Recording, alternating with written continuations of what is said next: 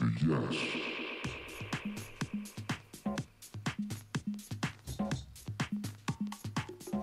Yes. All right, yes, man. I was hoping you would show up. We missed you at the live shows. Yeah. Did you buy a fanny pack? Yes. It's pretty great, right? Yes. I mean, it's a fanny pack. What else? What do you expect from it? Yes. Right? I mean, it's just like, it's going to be a fanny pack, and you're going to wear it, and you're going to put things in it. Maybe you'll pull out a beer comically on a live show or whatever.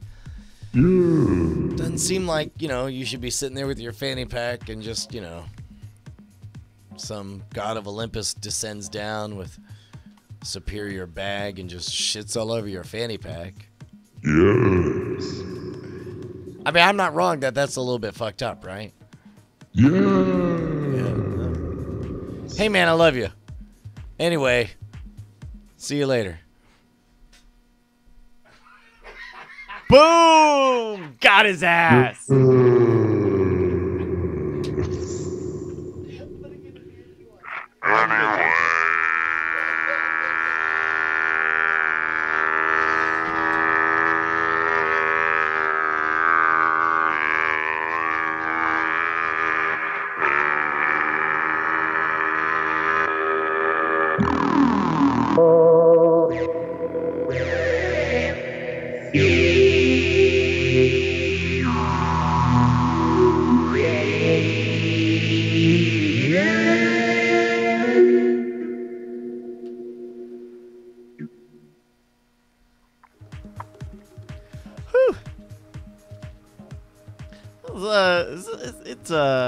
Hey everybody, it's a long. Listen, man, when you do the same show fucking like 3 nights in a row, at a certain point you gotta explore the studio space. Oh my goodness, I believe that. Hey, let's look at some show titles before we do something else. I like to think of them as shoat idols. What's a shoat? Click clack, the fanny shoat. pack. Maybe The shoat idols. Click clack, fanny pack. Give this dog a bone. Am I right? Heyo. Fashion Mall. Fashion Mall. That's pretty good, actually. I'm gonna click on that one. The Ottoman Empire.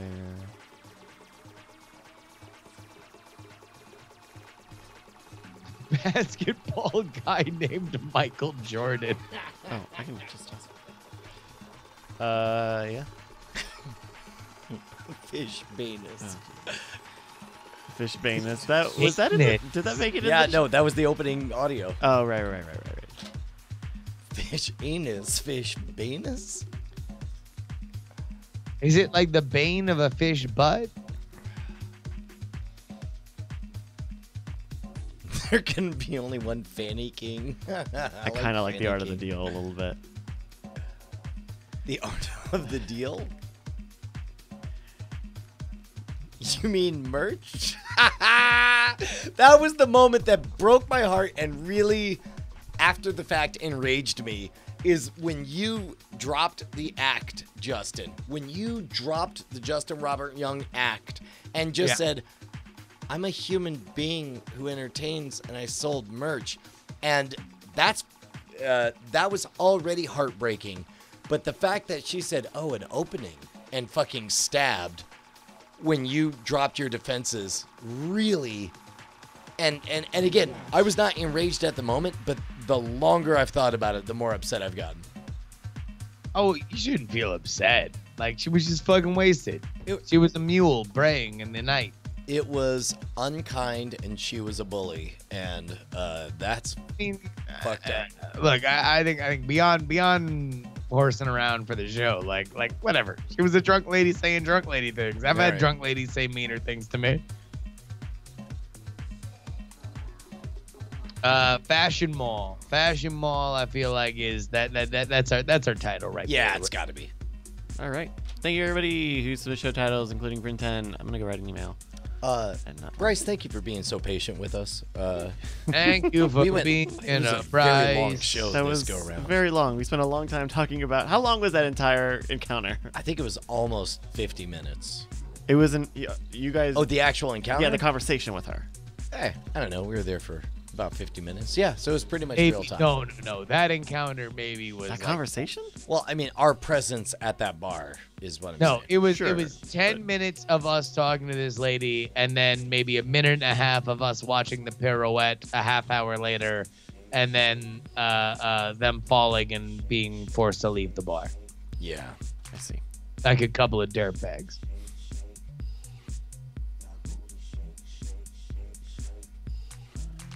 Been around the world eating rice. I can't find my rice bowl. It's punchy out here. Hey, Bryce, thanks for holding everything together. You're welcome. Please talk about literally anything. Do you think we got I'm ghosted? trying to kickstart. Do you think we got ghosted by Auntie Donna? Oh yeah, that was a possibility. I heard the words literally anything, and I was like, well, hello. I don't know if we got ghosted by Auntie Donna. I would assume. Okay. All I know is that I did DM Auntie Donna asking if they were still in LA, because we were going to be in and out of LA over the next 4 days, and I did not receive a reply DM from them. Here's what I know is fucking energy surrounding a show. Like, you bring energy to the show. The moments before, the moments after, you don't know whether or not you're going to be interested in going anywhere or doing anything or, visiting, whatever. So I wouldn't blame them, not one bit, if they're, like, hey, we're in LA. Oh, Brian and Justin are in LA. Well, that's cool. And then it's like, well, now I'm going to, get focused for our big fucking potentially life-changing gig that we have tomorrow or whatever. Oh, sure. Yeah. No. I don't fault them. But if the question is, did they ghost us?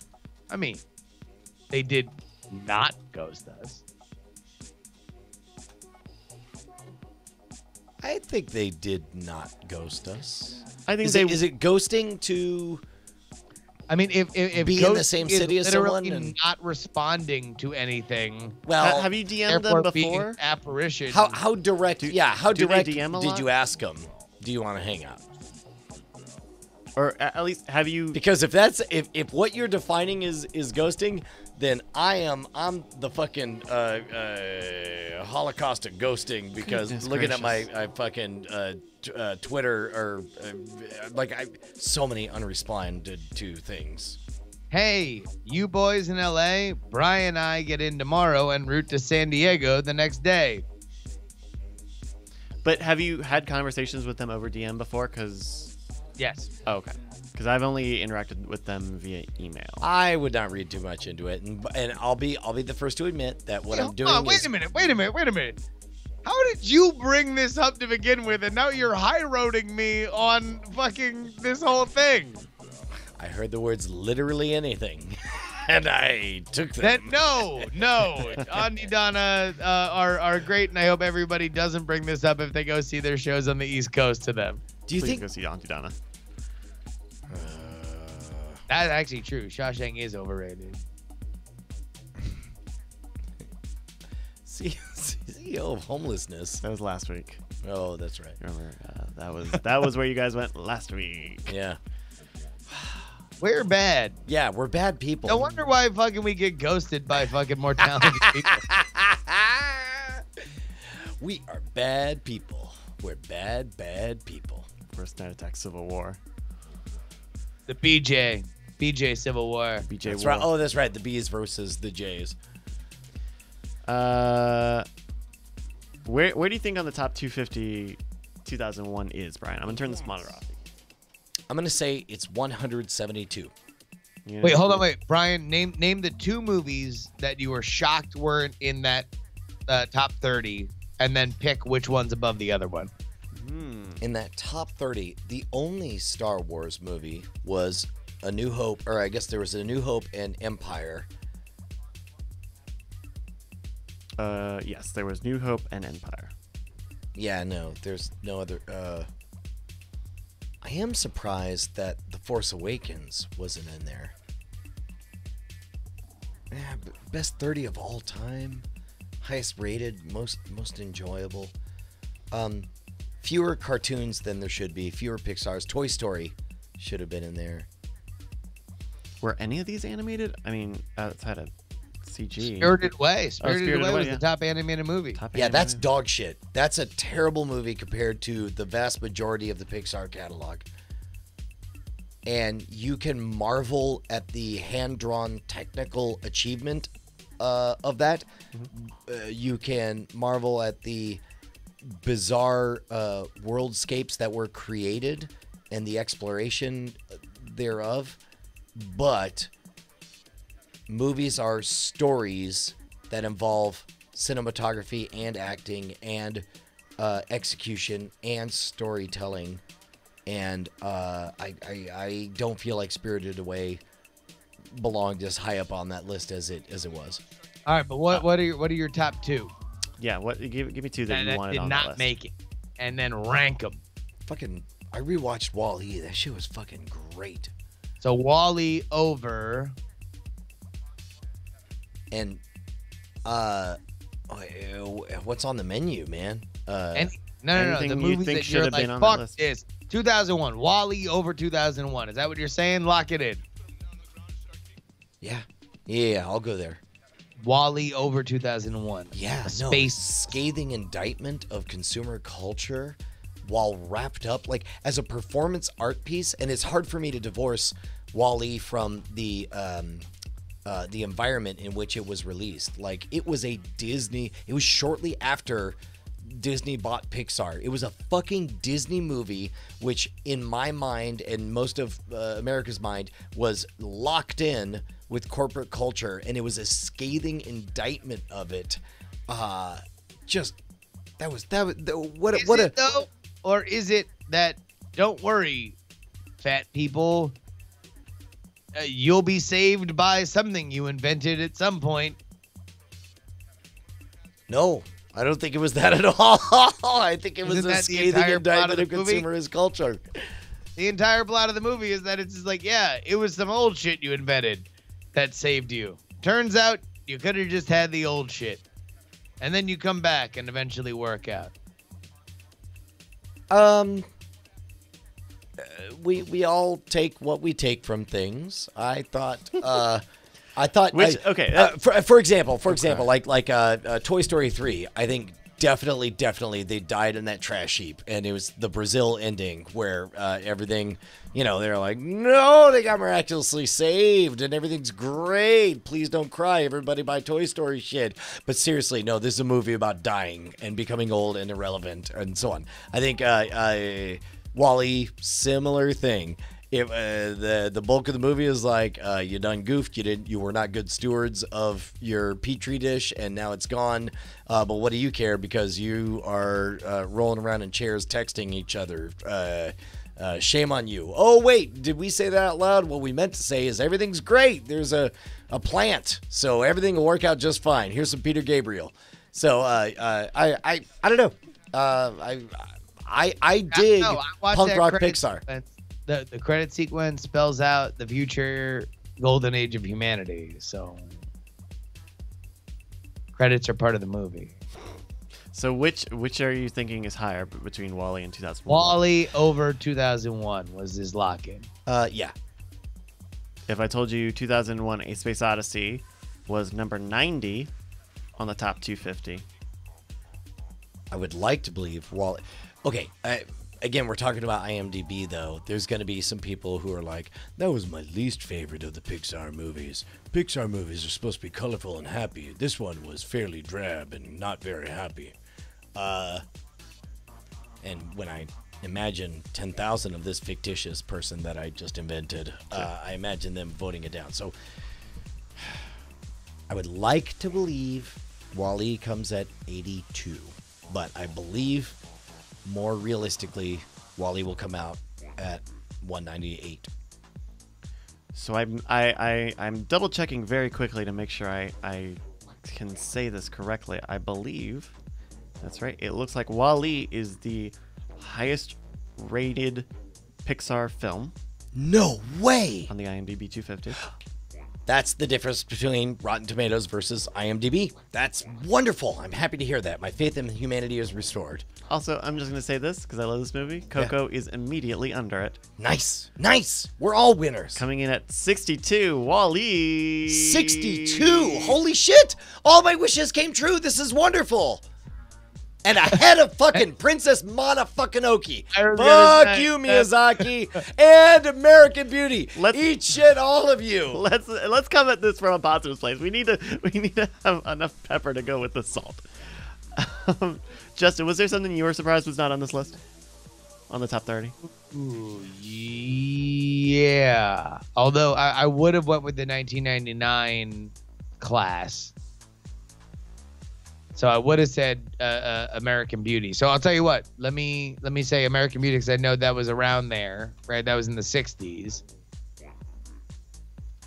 I was shocked that Jaws was not higher. Jaws is kind of like specifically in that film nerd realm that is going to be watching Seven Samurai. Like Jaws of Spielberg's work, I think Jaws is probably the one that gets studied the most as like this is the birth of suspense films. So like if you want to see the mitochondrial DNA of what this entire genre is, let's study Jaws.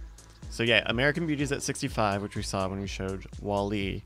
Jaws, I would say Jaws is higher than 65.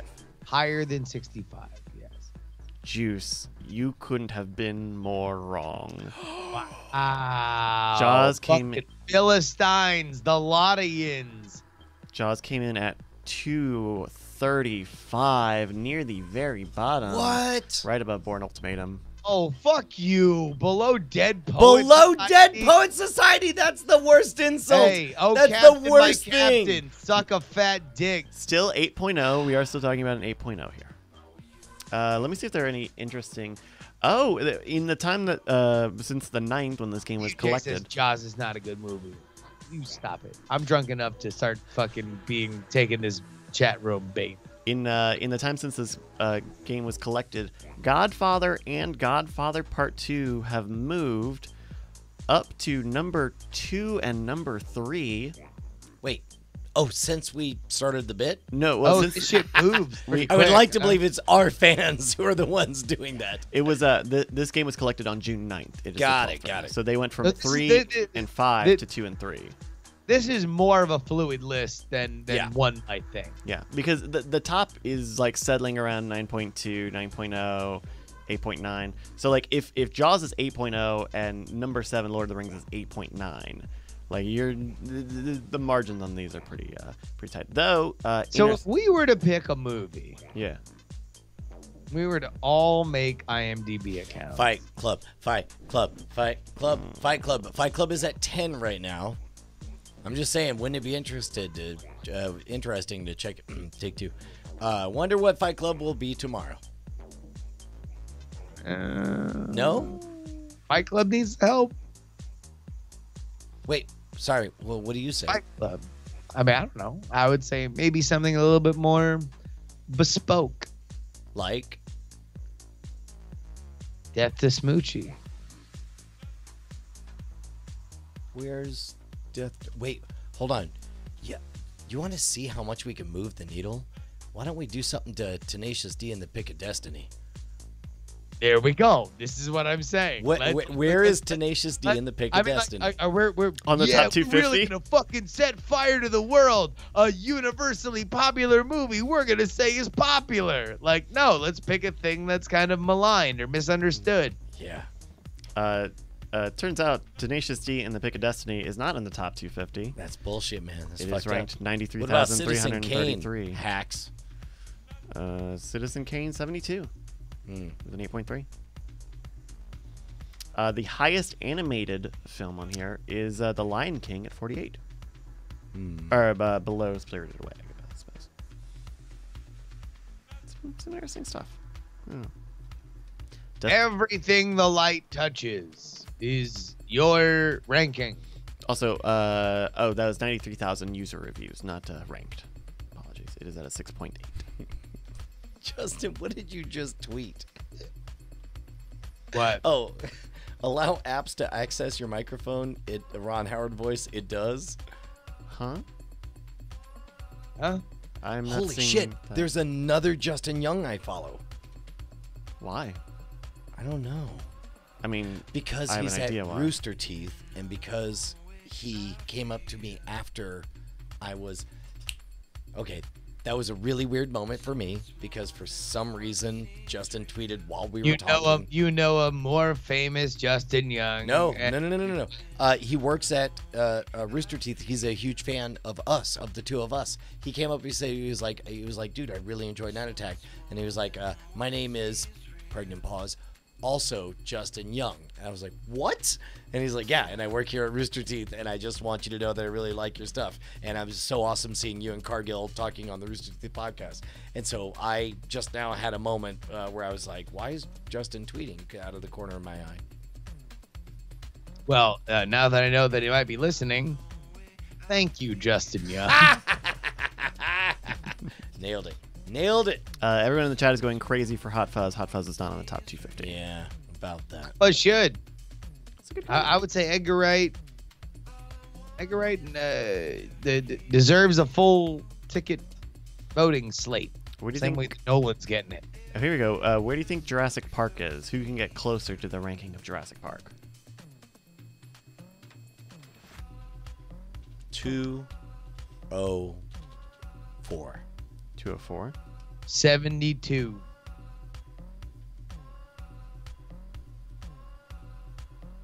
Brian is the closest. Jurassic Park is at 188 with an 8.9 Oh, rating. you Oh, fucking wow. ass. Just above Stand By Me Above network. and Network. The fuck is Rang D. Basanti? We can take a look. That's some Bollywood shit or what? A story of 6 young Indians who assist an English woman to film a documentary Yeah, they- on freedom fighters. Hey, so let's objectively assess. Stand By Me is one slot ahead of Jurassic Park. Just or unjust? Did you ever see Stand By Me? I did not. Okay. I think I've seen plenty of parodies of Stand By Me or like motifs Or thematic, references there too. Yeah.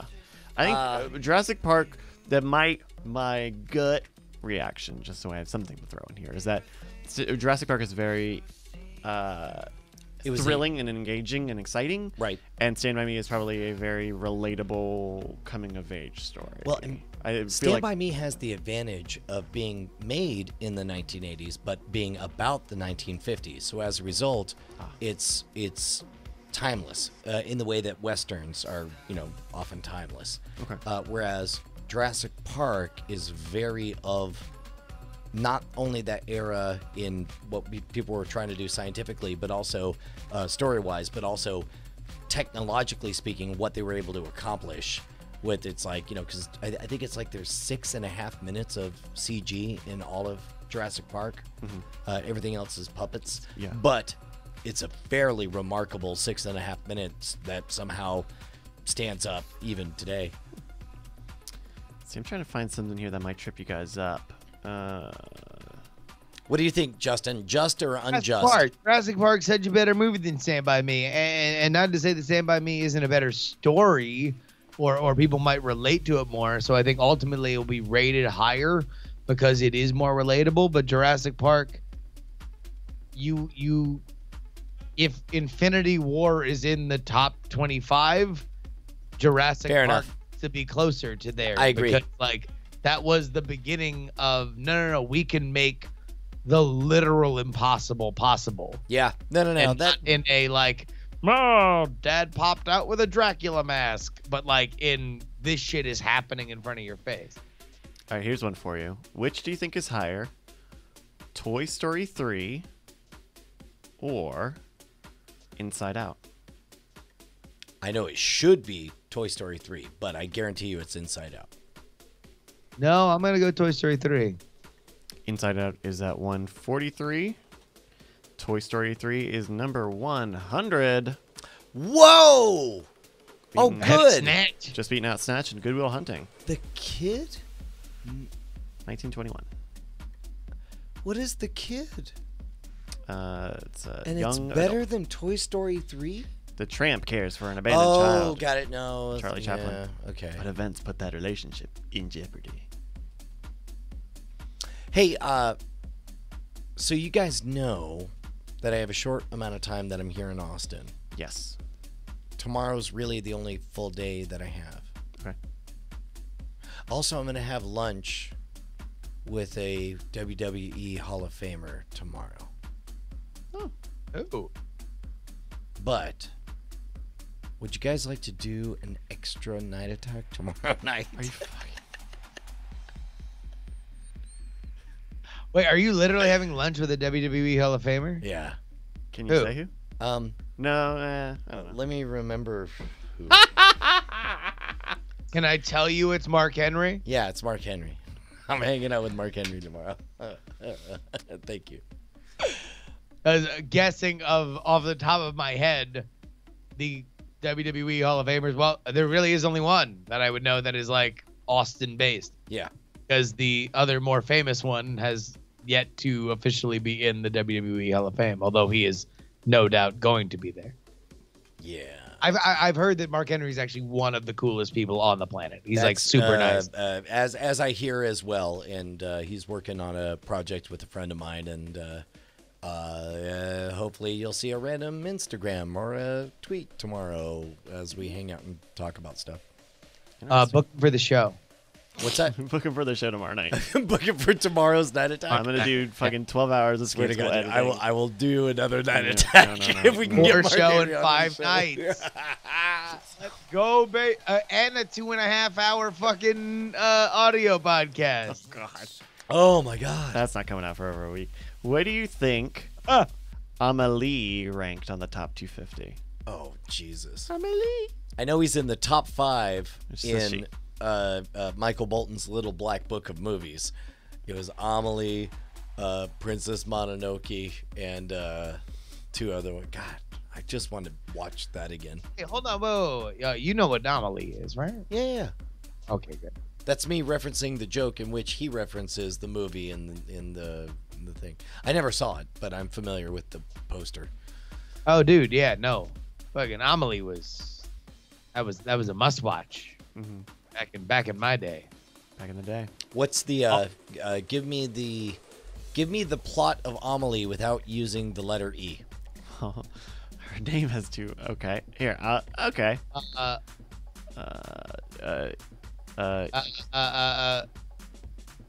It's a girl. Adorbs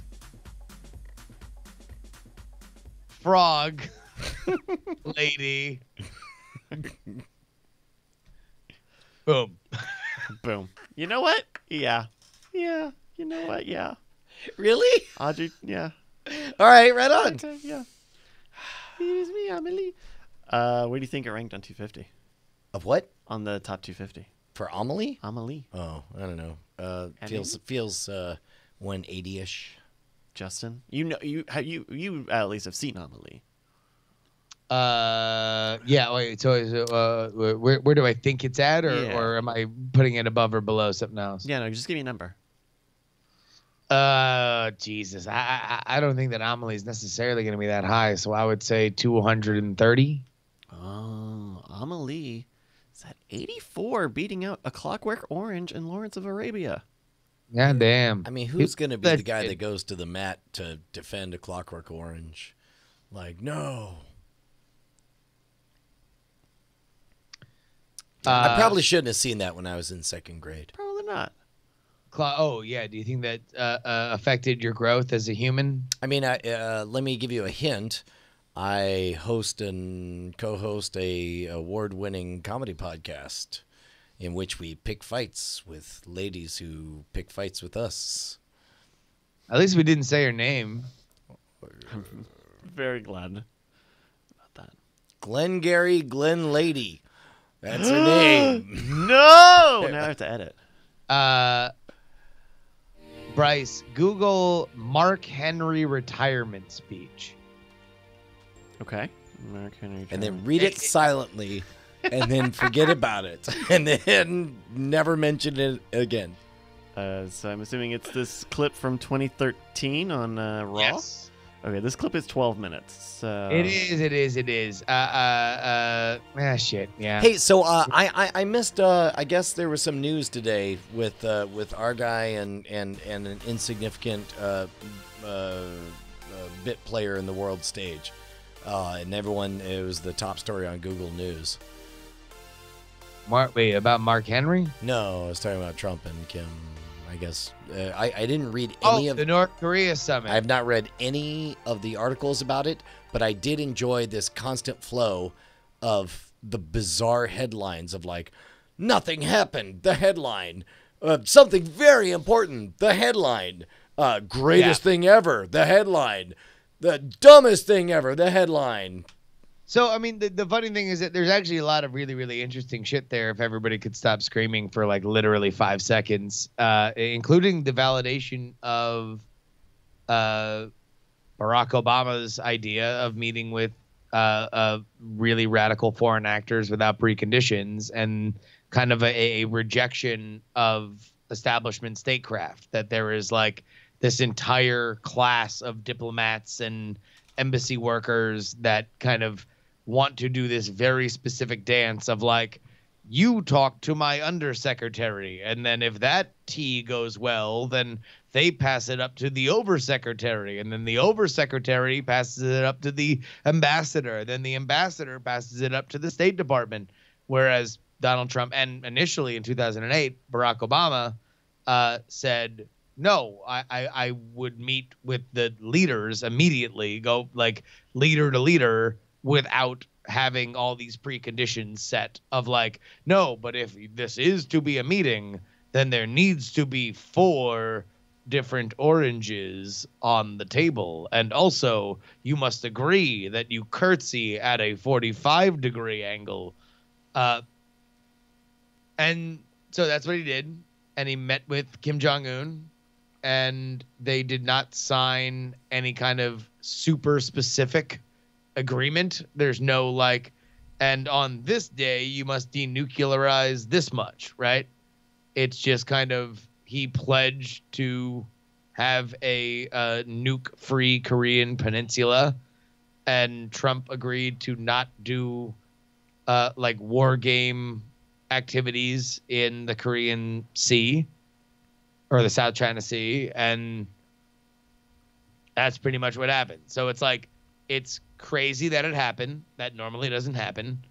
It is a tremendous step forward for North Korea to even have their leader fly from their country to anywhere. Previously, the furthest he'd been outside of North Korea since being in power was taking a train to Beijing. So to get his fat ass on a plane and bring him to Singapore was a huge like step forward for his comfort zone. And literally nobody can say anything about it until we find out whether or not North Korea is serious about doing stuff. Because America didn't really give up anything. We just said that we're definitely not going to do war games with Korea in the South China Sea. But if North Korea starts fucking up, then guess what we'll do? Like, just fucking, like, you know, nuke fish in the South China Sea, just fire nuclear weapons into the ocean and be like, fuck you, you didn't do what you said you would do. So that's that. It's a remarkable thing. And also, here's the most interesting part about it. Dennis Rodman went there, sponsored by a pot cryptocurrency called Potcoin, and went on CNN and cried wearing a MAGA hat and a Potcoin t-shirt about how amazing it was. That's literally the shot. I'm going to go with fake. A bit that didn't make it into the recording. That was just for Bryce. It was just for and I got my laugh. That's all I wanted. Cut off the top No, of that that's astonishing. I did see the chatter on Twitter. I guess somebody has collected like a greatest hits of times Dennis Rodman has cried. Yeah. There's more than a few. Is he an investor in Potcoin? Because he's got a lot of bad-looking shirts. I mean, I'll tell you what, it's not a bad way to launch a fucking cryptocurrency. All of them say Potcoin. He's only wearing a shirt that says Potcoin. No. He was saying there, buy Potcoin. Potcoin fucking paid the way for him to go to Singapore. He was not a part of the negotiations at all. He literally just hung out in Singapore and sent fucking press releases for media avails. Smart move. Well done, Potcoin. I'm going to go see what Potcoin Although he did get a call. Vice News did get Sarah Huckabee Sanders, the press secretary of the Trump administration, calling him personally on the phone to say that Trump saw all the nice things that he was saying and the president wanted to thank him personally. Potcoin is currently worth 8 cents per coin. So, did I tell you that I hung out last night with our friend Katie Dirks? You did not. Katie told me repeatedly because she was motherfucking me for leaving. And she's like, well, fuck you. I'll hang out with Tom and Brian. So we hung out and yeah, you know, we've known Katie for a long time, but I figured like, oh, well, our common ground must be TV. And so me and Tom and Katie talked for like 2 hours about TV production stuff and about like what's a nightmare, what's not a nightmare, what's a good idea, what's a bad idea, all this stuff or whatever. And then like quite literally it's like time to leave. And you know, I'm like, oh, well, I think we're about done here. And she's like, oh, great. Well, I'll just go get in my Jeep and drive back. I almost drove the car that's not a Jeep. But then I drove the Jeep, and I was like, and then so I'm like, well, when you say Jeep, you're talking Jeep Cherokee, Jeep Grand Cherokee Laredo. She's Jeep Liberty, and she's like, no, Jeep Wrangler. Otherwise, it's not a Jeep. And she's like, wait, are you into? Yo, dog, you like Jeep? And I was wearing quite literally because. I got home today. I haven't changed in 24 hours. That is a fact. Now, it was not a fact when we started the stream, but now it is a true fact. Okay. I pointed to the shirt that I'm wearing now, and she was like, "Oh, you like Jeeps?" And I was like, "Oh, let me show you my girl." And then I told her the story, and the picture I showed her, she was like, "Oh, the door's off, huh?" And I was like, "Yeah, highly recommended." She's like, "Well, I've been flirting with the idea." I was like, "No, go for it. And then we just geeked out about fucking Jeep shit. It was amazing. We talked about the Jeep. I actually did feel derelict in my friendship to both of you, that I did not previously refer you to each other as being the biggest like Jeep freaks that I know. Well, so I actually felt bad reading your tweets or her tweets about your connection, because I'm like, oh shit, yeah, I forgot that Katie's like a crazy Jeep person who like the first TV money she ever met or she immediately spent on a Jeep. She had to spend it on a Jeep because I totaled her car. Oh, she talked me through that experience from her perspective as well. Yeah, no, we both, the funniest part to me was, you know, in the minutia of being in the Jeep culture or whatever, that moment where a Jeep person you would not expect to also be a Reddit person, but once it's clear that they're a Reddit person and they're a Jeep, and it's like, so did you sub? And she's like, yeah, no, we're both subbed at /r/Jeep. Where like all the hot Jeep shit is taught. I mean, it's silly, adorable stuff. Let's look at a retirement speech of somebody I may or may not hang out with tomorrow. No. We don't have to watch the whole 12-minute thing. Effectively, though, he did a great thing where he came out. This was in 2013, and he had been a big star in the 90s. And so he comes out of this salmon jacket, and John Cena is the hottest shit on the planet.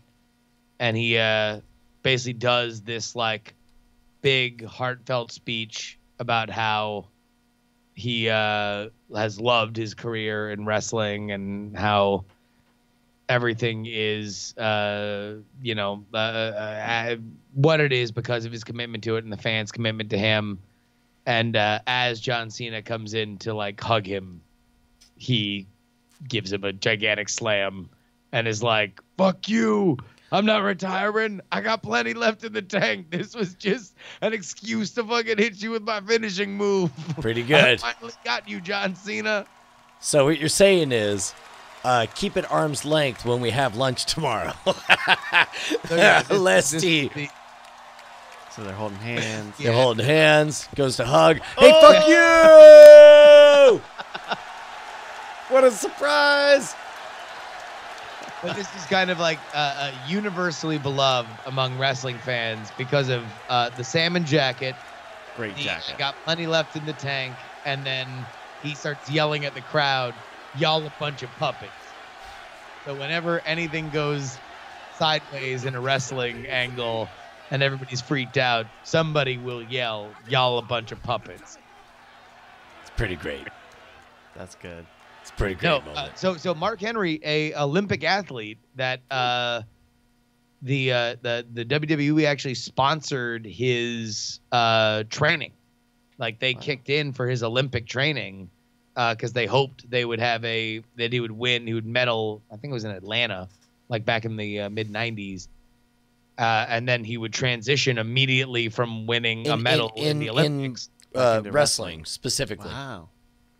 No, he was a weightlifter. No kidding. Yeah, he was a competitive weightlifter that then they were like, "All right, well, fucking you love wrestling, so let's transition you into wrestling. We'll train you as soon as you're done with your Olympic stuff, and then you'll go from there." And he had like this very weird career where initially he just like was like, "No, I'm a real athlete. I train a little bit and then I do a thing and then I'm done. But wrestling is a 24/7 commitment. You're Right. never off the road. You're always doing a thing." Right. Much like and- podcasting, it turns out. Much like, yeah. turns out that even when you're harassed by an artist in a bar, you're actually on. Indeed. So yeah, he fucked around for a lot and was very close to being kind of like run out, and then things clicked and he wound up like, I think he still works with the WWE. I think he's a road agent now, like, which is where all like old wrestlers that really know their shit become road agents, where they basically like decide what the endings of matches are going to be, and they just tell the Wild. performers like, "Hey, you should do this, this, that," and they basically like workshop what's going to happen. Wow. Right on. So anyway, he's a cool guy though. It's getting late. We We should wrap entered it up. hour I don't 4. feel it. I mean, you want to bank one more show? Let's just, Yeah, you want to do another 3 hours? just one more, right? We've done 5 shows in 4 days, Bryce. five shows, 4 days. Come on, let's just hey. I One more. What's one more gonna do? I mean, you don't even really have to do shit, Bryce. We're the ones. okay, that's the line. That's the What's funny is I had that thought and I wanted to speak those words, but I'm like, that is crossing the line where like that is so transgressively false. I don't even want to speak those words because we're all wiped and tired, and we owe everything We're all of trying the our last 4 days to both you and Bryce. Thank you so much, Justin, for having the idea and making the arrangements happen. Thank you so much to Bryce for producing. And I'll tell you what, man, like that San Diego show, and it was the Bryce and Justin and Brian show. That was fun. That It was great. tight. It was tight and on point and surprising and delightful, and one of my favorite things that has happened in the last 5 years. I'm so thankful for the last few days. This has been fantastic. Well, people will get to see that show next week, I believe. Maybe we'll talk about it, but I think that's what's going to be happening next week, so- $100. That's what it costs. I would say San Diego is the most fun for like the regular audience, because like we get that special guest in the middle that's like electric and exciting. It'll be a fun time. All right, well, goodbye. Love you. I love you. Oh, Oh, thank wait, goodness. No. Thank goodness. I was gonna kiss my fingers. Oh, dear. Mwah. Yeah. No, do it a little faster. Love you. Okay, a little faster, a little faster. Nope. Okay. That's all you get. Good night. In reverse.